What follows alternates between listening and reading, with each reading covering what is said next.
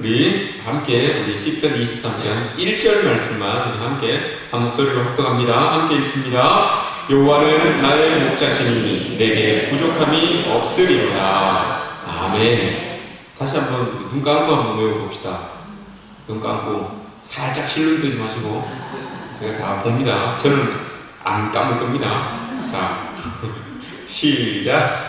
여호와는 나의 목자시니 내게 부족함이 없으리로다. 아멘. 예. 아멘입니까? 아멘. 예, 여호와 하나님이 나의 목자이시기 때문에 우리가 부족함이 없는 그런 은혜 속에 살아가는 줄 믿습니다. 식사하셨습니까? 예, 우리 서로 인사합시다. 오늘도 수고 많으셨습니다. 네. 수고 많으셨습니다. 예. 홍천, 이제 집중하십시오. 홍천 성당이 있어요. 거기에는 우리나라에서 몇 안 되는 고아원을 운영하고 있었던 성당이었어요. 아주 오래전에. 근데 그 성당 앞에 한 아이가 이렇게 버려졌습니다. 네, 이 아이가 부모님도 모른 채 그 성당에서 자라게 되었습니다. 그 성당 바로 옆에 초등학교가 있었는데, 그 초등학교에, 옛날에는 초등학교에도 여러분 이 공납금이라고 해야 되나요? 그걸 운영회비를 내야 됐습니다. 근데 이 아이에게 납부금을 내라고 선생님께서 말씀을 드렸는데, 이 아이가 부모님이 안 계시다 보니까 고아원에다가 이야기하기가 좀 그랬어요. 그래서 이 아이가 이야기를 하지 않으니까 그 납부금을 이제 못 냈다고, 안 냈다고, 다른 아이들은 다 수업 시간에 공부를 하고 있는데 그 아이는 이제 선생님이 밖으로 나가라, 복도에서 손들고 서 있으라. 그래서 이제 애들 공부하는 동안에 자기는 밖에서 이렇게 손들고 있는 겁니다. 이게 초등학교 5학년 때인데 이게 상처가 되지 않겠습니까?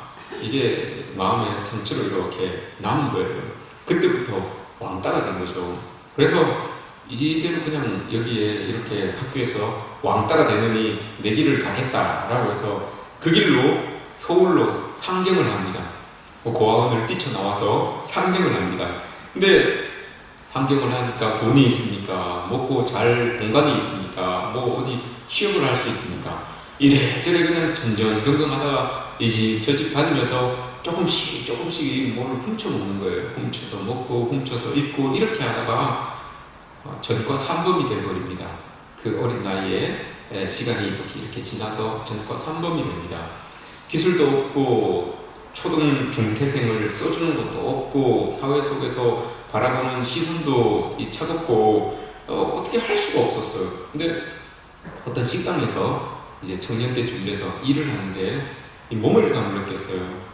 부모도 없고 배우지도 못하고 뭐 잘하는 것도 없고 이렇게 하다가 모멸감을 느껴서 도저히 못 참았던 거예요. 도저히 못 참겠다 싶어서 화가 머리 끝까지 났는데 이걸 어떻게 주체할 수가 없어서 마침 그 옆에 이렇게 난로에 기름을 넣으려고 이 말통에 기름을 이렇게 넣어놨는데 그게 눈에 딱 들어온 거예요.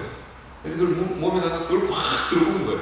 들어보고 이제 라이터를 딱 키면 되는데 그때 손님이 쑥 들어오셔가지고 왜 그러냐, 그러지 말아라. 그래서 설득해서 이 불을 탁 묻힌 거예요.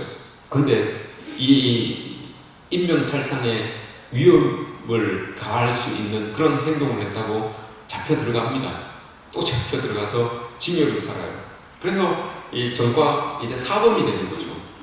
이제 마음속에 독이 가득 차 있었던 겁니다. 이 청년이 독이 가득 차 있어서 그냥 그 감옥소 안에서, 구치소 안에서도 웬만하면 이 빨간 명찰은 건들지 않잖아요. 빨간 명찰이 여러분 어떤 의미입니까? 해병대 빨간 명찰인데, 해병대 빨간 명찰인데, 그 말고 사형수가 여러분 빨간 명찰이에요. 그죠? 빨간 명찰을 달고 있는 사람에게도 이 청년은 그냥 뭐 학이 바치니까 내가 여기서 죽으나 뭐 사형수하고 싸워서 죽으나 뭐 밖에 나가도 대접도 못 받으니까 똑같다 해서 그냥 막 부딪힙니다. 그러니까 이 사형수들도 그 청년을 이렇게 손대지 않아요. 그냥 쟤는 그냥 열매다 이렇게 이제 취급을 해버립니다. 그러다가 이 청년이 너무 무료하잖아요. 그 안에서 지내는 게 독에 맞춰서 악에 맞춰서 그렇게 살아가는데도 불구하고 뭐 할 게 없으니까 맨날 운동이나 하고 시간 되면 밖에 운동장 돌다가 들어와서 뭐 책도 이렇게 보고 해야 되는데 너무 무료한데 한날은 그 청년에게 이제 그 감옥소에서도 책들을 볼 수 있으니까 그 책이 그냥 누가 주문을 했는지 모르겠는데 월간지가 하나 그 간방 안으로 쭉 들어왔어요. 근데 그게 사과나무라고 하는 그런 월간지예요. 사과나무. 근데 그 내용을 이렇게 뭐 심심하니까 읽다가 어떤 내용을 하나를 딱 발견을 합니다. 근데 그 내용이 어떤 내용인가 하면 한 중학생 아이가 어떤 자기의 사연을 이제 적었어요. 그 사연을 이렇게 적었는데 어떤 사연인가 하면 부모님이 안 계시고 자기가 초등학교 1학년 여동생하고 이제 초등학교 1학년 들어가야 되는 여동생 2명을 같이 책임지고 있는 오빠가 글을 쓴 거예요. 뭐 어떤 내용을 썼는가 하면 나는 이제 부모님도 안 계시고 이런 2동생이 있는데 2동생 중에 이제 한 명이 초등학교를 들어갑니다. 초등학교를 들어가는데 이 아이가 책가방을 메고 가는 게 소원이라고 합니다. 근데 제가 어떻게 해줄 수가 없습니다. 제가 이 아이에게 책가방을 사줄 수 있는 그런 능력이 안 됩니다. 라고 이렇게 이제 글을 써놨는데 그 글을 이 청년이 읽은 거예요. 이 청년이 읽고는 자기보다 더한 사람인 것 같아요. 자기는 부모님이 없지만 자기 혼자인데 이 아이는 중학생인데 부모님도 안 계시고 2명의 동생까지 있으니까 야 얘는 어떻게 보면 나보다 더 힘들겠다 라고 생각이 들어서 그 감옥에도 일을 하면 출소해서 기본 자금을 마련 안 하고 그 안에서 일하면 왜 적금해서 이렇게 돈 넣어주는 게 있다고 합니다. 그죠? 안 가봤으면 모르죠. 다들 안 가봤으면 다들 모르시겠죠. 근데 있대요. 그런 게 가서 뭐 장목반이나 뭐 이렇게 가서 일을 하면 거기에 대해서 얼마큼 이렇게 적립을 해준답니다. 그러면 출소할 때 그걸 이렇게 가지고 나가서 밥을 사 먹든지 뭐 직장을 가든지 하는데 쓰라고 원래 이렇게 적금을 해준대요. 근데 이 청년이 그걸 해서 11만 원을 적립을 했대요. 11만 원을 적립했대. 그래서 그 11만 원을 가지고 이제 이게 통하지 않는 건데 원래는 통하지 않는 건데 사정사정해서 그 구치소장한테 사정사정해서 이 아이에게 이걸 보내주십시오 라고 이제 어린이 재단을 통해서 이 아이에게 이 돈을 꼭 보내주십시오 라고 했대요. 그 돈이 보내졌어요. 보내지고 난 다음에 2주가 지나서 편지가 왔어요. 2주가 지나서 그 중학생 아이에게서 편지가 왔는데 이런 편지가 왔어요. 이름도 얼굴도 모르는 아저씨에게 우리 동생 지연이가 입학을 할 때 아저씨가 준 돈으로 가방을 사서 가방을 메고 초등학교 입학을 했습니다. 입학식이 끝나고 집에 돌아왔는데 밥 먹을 때도 그 가방을 메고 밥을 먹었습니다. 잠자리에 들 때도 그 가방을 메고 잠자리에 들었습니다. 자고 있는 그 아이의 얼굴을 보니까 한방 웃음을 안고 자고 있었습니다. 이름도 모르는 아저씨, 우리 지연이에게 웃음을 웃게 해주셔서 참 감사합니다. 참 고맙습니다. 참 고맙습니다. 참 고맙습니다. 이렇게 3번을 고맙습니다 라고 이렇게 편지를 써주었대요. 그랬더니 이 청년이 그 편지를 딱 받아보고는 펑펑 울었답니다. 펑펑 울었대요. 왜냐? 자기가 전과 사범이 될 때까지 누구도 자기를 향하여서 한 번도 감사합니다, 고맙습니다 라는 말을 해본 적이 없대요. 들은 적이 없대요. 그런 일을. 분명히 자기는 어떤 일을 감사한 일도 좀 한 것 같고 고마움을 베푸는 그런 일도 한 것 같은데 한 번도 감사합니다, 고맙습니다 라고 하는 그 말을 들어본 적이 없대요. 그런데 이 아이가 이 편지를 통해서 자기에게 감사합니다, 고맙습니다, 고맙습니다 라고 하니까 그게 너무너무 감동이 돼서 그 편지를 들고 막 펑펑 울었다고 합니다. 근데 여러분, 여기에서 일이 끝난 게 아니고 그 길로 그 마음이 이렇게 조금 풀려진 그 상태로 여러분 이 사람이 하나님을 알게 돼요.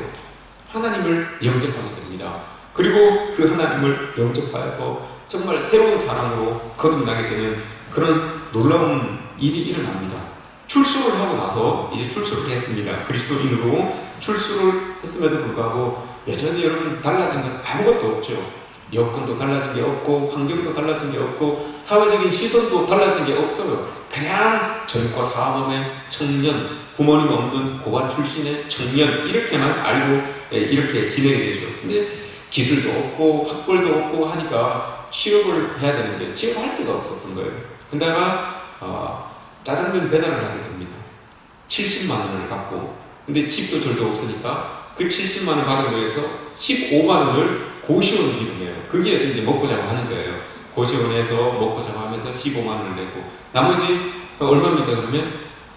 55만 원입니까? 65만 원입니까? 55만 원? 네, 55만 원을 가지고 살아가는 거예요. 근데 55만 원을 가지고 자기를 위해서 쓰는 게 아니고 나오자마자 출소하자마자 그 어린이 재단에 찾아가서 5명의 아이를 후원을 합니다. 55만 원을 갖고 10만 원씩 10만 원씩 후원을 해요. 그럼 자기가 5만 원 가지고 한 달을 사는 거예요. 5만 원을 가지고 저랑 똑같아요. 5만 원을 가지고 한 달을 살아요. 제 한 달에 용돈이 5만 원인데 5만 원을 가지고 사는 거예요. 늘 그 펜던트 같은 것을 그 5명의 아이의 사진이 이렇게 그려져 있는 목걸이를 이렇게 차고 다녀요. 힘들고 어려울 때마다 그걸 보면서 그 5명 중에 한 명, 그 가방을 사주었던 그 아이도 그 5명 중에 한 명이에요.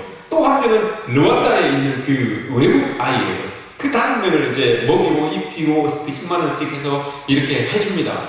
근데 그렇게 하다가 갑자기 이런 생각이 들었어요. 내가 이렇게 하다가 이 건강이 안 좋으니까 갑자기 내가 죽으면 어떡하나. 보험을 들어야 되겠다. 그래서 보험을 나 때문에 내가 죽으면 나는 끝나는데 내가 후원하고 있는 그 5명 아이는 어떻게 하냐 이 마음이 들었던 거예요. 그래서 보험회사를 찾아갔죠. 보험회사를 찾아갔는데 조건이 안 되는 거야. 돈도 70만 원밖에 못 벌죠. 집도 절도 없죠. 뭐 보호자도 없죠. 뭐 타갈 사람도 없죠. 수혜자도 없으니까 이게 안 되는 거예요. 그래서 이 사람이 막 설득을 합니다. 그 창구에서 사실은 내가 혜택을 받으려고 하는 게 아니고 내가 후원하는 애들이 5명이 있는데 내가 갑자기 죽으면 그 아이들이 어떻게 할 수가 없다. 그러니까 그 아이들 어떻게 하기 위해서 내가 이렇게 이 보험이라도 들어놓으려고 한다. 그러니까 꼭 좀 들어달라 했는데 안 들어주는 거예요. 그 창구 직원이. 근데 그 안에서 지점장이 그 소리를 듣고 있었던 거예요. 지점장이 듣고 있다가 나와가지고 해주라고 도장을 꽝 찍은 거예요. 그리고 그 지점장도 그 어린이 재단의 후원자가 되게 되는 그런 일이 일어납니다. 그렇게 이제 잘 지내게 돼요. 그렇게 열심히 살아갑니다. 그 아이들의 이 사진을 보면서 편지도 주고받고 후원금도 주고받고 하면서 그렇게 살아가요. 그렇게 살아가다가 그 지연이라고 하는 그 아이, 가방을 선물 받았던 그 아이가 이제 고3 졸업반이 돼요. 고3 졸업반이 되는데 그 어린이 재단에서 연락이 옵니다. 선생님이 후원하고 있었던 그 지연이가 이제 고3 졸업반이 됩니다. 졸업을 합니다. 근데 졸업 선물을 선생님 뭐 주시려고 생각하고 계십니까? 이렇게 이제 그 연락이 왔어요. 그래서 그분이 그 짜장면 배달하면서 내가 이걸 선물해줄까 저걸 선물해줄까 막 고민을 합니다. 이런저런 막 생각을 해요. 생각을 하다가 딱 좋은 게 딱 떠올랐어요. 그때 당시에 제일 좋은 게 MP3예요. MP3 조그만한 카세트 같은 거 그거 이렇게 이어폰에 이렇게 꽂고 듣는 그 노래 나오는 거 조그만한 카세트 이만한 아니고 말고 조그만한 손가락만한 거 있어요. 그거 이제 이렇게 귀에 꽂고 듣는 거 그거 MP3예요. 그거 사주면 딱 좋겠다 생각을 딱 하고 있는데 전화가 딱 온 거예요. 다시 어린이 재단에서 전화가 딱 왔어요. 전화를 쫙 신나게 쫙 가다가 전화가 딱 오니까 받아야 되잖아요. 전화를 딱 받는데 신호를 딱 어기고 아반떼 차량이 탁 와갖고 그 배달하고 있는 그 아저씨를 팡 치고 갑니다. 그래서 그 아저씨가 죽어요. 즉사해요. 그 자리에서 팍 그냥 죽습니다. 근데 이 내용이 MBC 뉴스데스크에 방송이 됐어요. 2012년도에. 그리고 나서 영화 감독이었던 윤한열 씨라는 분이 계시는데 이분이 어느 교회의 중고등부 부장 선생님이었어요. 근데 이분이 영화 감독이었어요. 이 소리를 듣고 이 이야기를 듣고 그 아저씨, 그 청년의 삶을 역추적해서 영화로 만들었어요. 그게 철가방 김우수 씨예요. 2012년도에 나온 그 김우수 씨라고 하는 이 영화가 나왔어요. 그분이 이제 뒤 추적을 해서 역추적을 해서 그 고시원을 딱 가봤어요. 그 고시원을 가보니까 그 후원하고 있는 5명의 아이의 사진이 이렇게 붙어 있고요. 책상에 성경책이 이렇게 펴져 있습니다. 성경책이 이렇게 펴져 있는데 어디가 펴져 있는가 하면 오늘 우리가 읽었던 시편 23편 1절 말씀에 빨간 줄이 이렇게 쳐져 있어요. 그걸 카메라로 이렇게 담은 겁니다. 70만을 보시는 사람이 여러분 참 반평의 그 고시원 생활을 하면서 행복의 조건을 찾을래야 찾을 수가 없었던 그런 사람인데 여호와는 나의 목자시니 내게 부족함이 없으리라. 그로 인하여서 내 잔이 넘쳐 나리라 라고 하는 그것의 밑줄을 이렇게 쳐놓고 여러분 그의 인생의 잔이 넘치는 삶을 살아가고 있었던 겁니다. 여러분 어떻습니까? 행복하십니까? 여러분의 삶이 행복하십니까? 오늘 여러분 얼마큼 행복하게 사셨습니까? 행복은 여러분 말씀으로 본다면 물질로부터 오는 게 아니라는 것을 우리는 알 수 있습니다. 우리가 60년대 1인당 국민소득이 60달러였어요. 60달러였고 그때 당시에 필리핀 저쪽에 이런 쪽에 국민소득이 300달러였잖아요. 그래서 필리핀에서 우리나라를 지원해 줬었어요. 장충체육관, 서울에 있는 장충동에 있는 장충체육관 그거 필리핀에서 지어준 거잖아요. 그만큼 필리핀이 앞서갔었어요. 그때는 베트남에서 우리를 식량 구호해 줬잖아요. 알랑미 막 불면 날아가는 그 알랑미 그거 베트남에서 우리가 후원받았던 그런 나라였어요. 근데 여러분 얼마 지나지 않아서 우리나라 작년에 국민소득이 얼마였습니까? 3만 불이었어요. 3만 불이었는데 여러분 그만큼 우리가 행복합니까? 그렇지 않아요.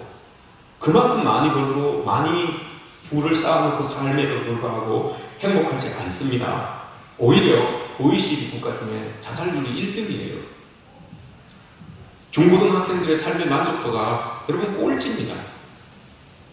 아동 결핍 지수가 우리 위에 한 나라밖에 없어요. 헝가리 한 나라밖에 없어요. 그게 헝가리가 여러분 그 공산권에서 벗어난 지 얼마 되지 않잖아요. 그 나라가 우리 위에 있고 나머지는 다 우리 밑이에요. 우리가 그만큼 여러분 아동 결핍 지수가 많아요.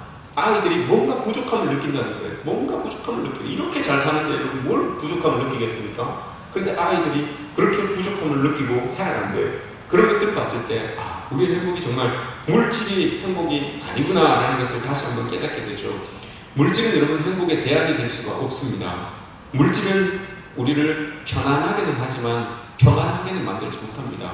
물질로 여러분 우리가 좋을 수는 있지만 그것 때문에 기쁠 수는 없는 것을 우리가 알죠. 그래서 성경에서 이런 말을 합니다.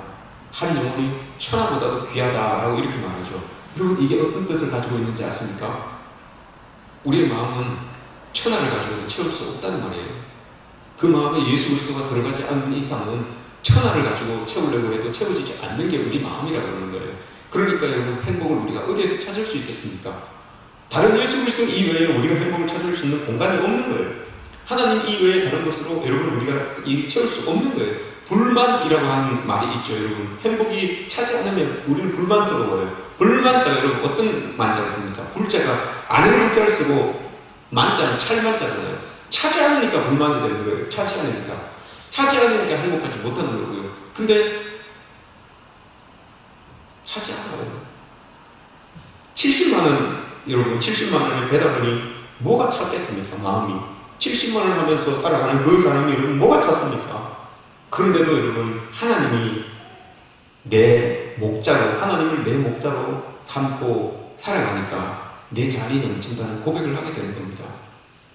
70만 원을 벌어도 70만 원을 가지고 5만 원을 가지고 내가 쓰고 살아도 예수 그리스도가 내 안에 있으니까 불만이 아니라 내 잔이 넘쳐나는 그런 삶을 살게 되는 것을 우리가 보게 되죠.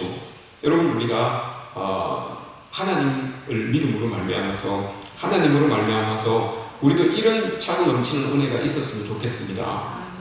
물질 때문에 또 다른 어떤 것들 때문에 너무 전전긍긍하지 마시고 그것보다도 더 먼저 우리의 마음을 채워야 되는 것은 오늘 이 다윗이 고백한 것처럼 하나님으로 인하여서, 목자 되신 하나님으로 인하여서 내게 부족함이 없는 그런 삶이 우리의 삶이 되시기를 주님의 이름으로 축복합니다.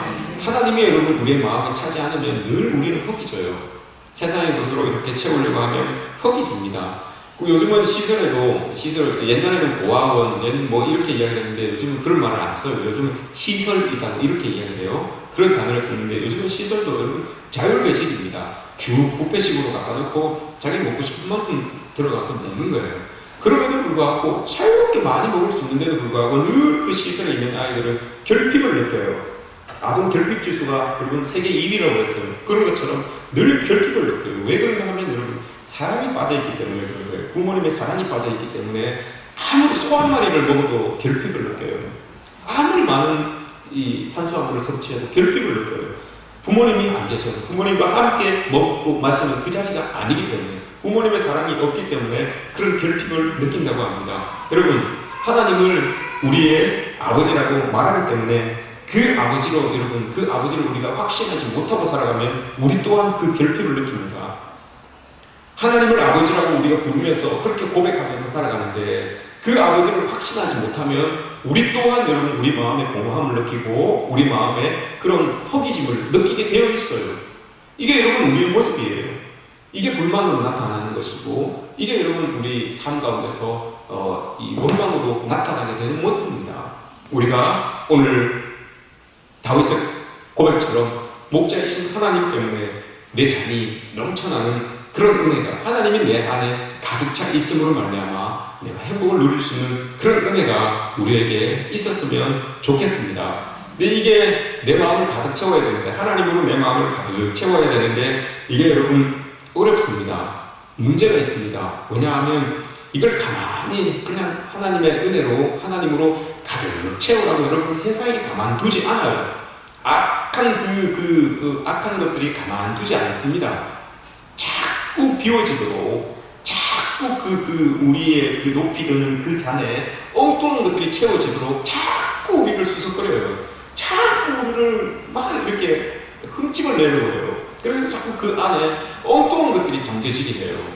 그래서 그 담겨진 것들이 나도 모르게 툭툭 튀어나오게 삶을 살 때 사람들을 대할 때 이게 툭툭 엉뚱한 것이 담겨져 있는 이것들이 툭툭 튀어나오게 합니다. 그래서 이사야서 59장에서 이렇게 이야기하잖아요. 너희와 너희 하나님 사이를 갈라놓은 죄가 있다.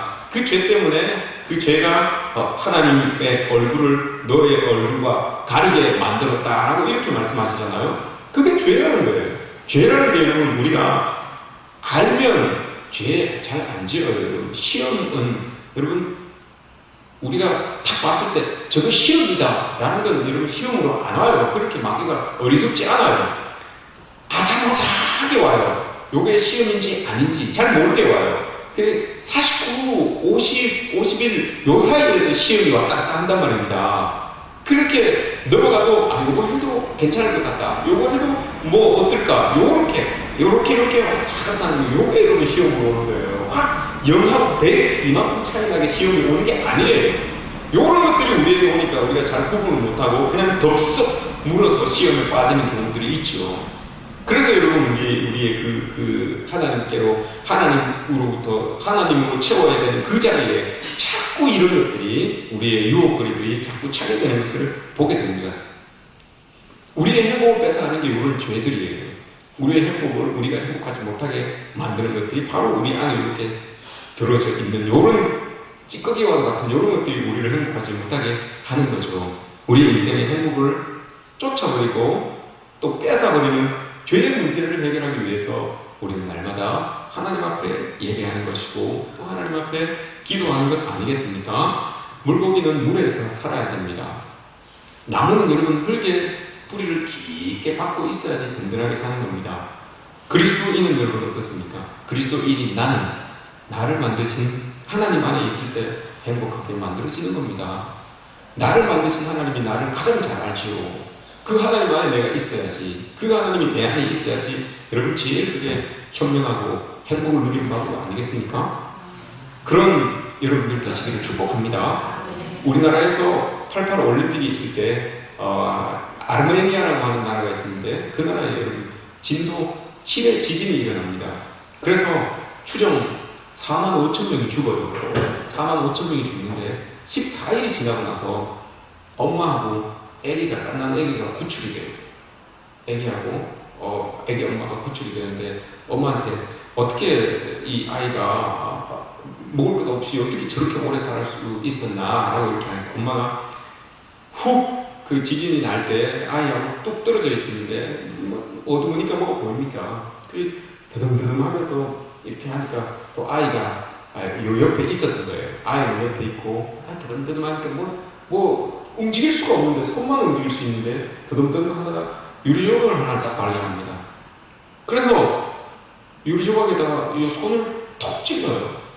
톡 찔러가지고 하루는 요 손가락에서 흘러내리는 그 피를 가지고 애기에게 먹였어요. 그렇게 살린 거예요. 이틀은 그 다음 날은 요 중지를 또 톡 찔러가지고 피를 빼가지고 그 애기 입에다가 대가지고 그렇게 또 애기가 먹고 또 연명을 한 거예요. 그렇게 14일을 살았던 거예요. 우리가 여러분 그런 인생입니다. 예수 그리스도께서 우리도 여러분 다 그냥 두었으면 다 죽을 수밖에 없는 그런 사람들이었죠. 근데 예수님께서 십자가에 피를 흘려 죽어주심으로 말미암아 그 피를 우리의 몸에다가 발라주심으로 말미암아 우리의 영혼을 달라주심으로 말미암아 여러분 우리가 죽지 않고 살아가게 된 것입니다. 그 은혜를 믿고 살아가기 때문에 여러분 우리가 살게 되었던 것입니다. 행복이라는 것은 여기서부터 시작되는 겁니다. 예수 그리스도의 보혈의 은혜 그것을 믿는 그곳에서부터 행복이 시작되는 겁니다. 그렇게 예수님이 우리의 마음속에 채워지는 것이고 그렇게 여러분 우리의 높이 든 잔이 그렇게 주의 보혈로 주의 은혜로 채워지는 것입니다. 불만과 악독으로 가득 차 있던 그 김우수 씨가 예수 그리스도를 만나서 다른 사람으로 달라졌던 것처럼 예수님은 말씀하십니다. 요한계시록 3장 20절 말씀에서 볼지어다 내가 문 밖에 서서 두드리노니 누구든지 내 음성을 듣고 문을 여는 자는 내가 그에게로 들어가서 그로 더불어 먹고 그도 나로 더불어 먹고 마시리라 라고 이렇게 이야기합니다. 여러분 예수님께서 오늘도 여러분들의 행복을 위하여서 우리의 마음판 앞에서 우리의 문을 두드리고 계시는데 어떻습니까 여러분? 문을 활짝 열고 우리 예수님을 받아들일 준비가 되셨습니까? 아니면 아직까지 그 소리를 듣지 못하고 문을 꼭 닫아 걸고 어떻게 하면 먹고 살 수 있을까? 어떻게 하면 진급할 수 있을까? 어떻게 하면 더 잘 살 수 있을까? 이거 고민하느라고 문 걸어 잠그고 여러분 그거 고민하고 있습니까? 오늘 말씀처럼 여러분 예수 그리스도를 목자 삼아서 살아가는 사람들은 부족함이 없다라고 이렇게 말씀하십니다. 이런 은혜가 여러분들에게 있기를 원합니다. 오늘도 여러분들 마음판 앞에서 두드리시는 그 예수 그리스도의 그 문 두드리시는 소리를 들으시고 문을 활짝 여시고 예수 그리스도를 받아들이시기를 바랍니다. 그리고 그 안에 들어가 계시는 그분으로 말미암아 먹고 마시는 행복한 은혜가 여러분들에게 있기를 주님의 이름으로 축복합니다.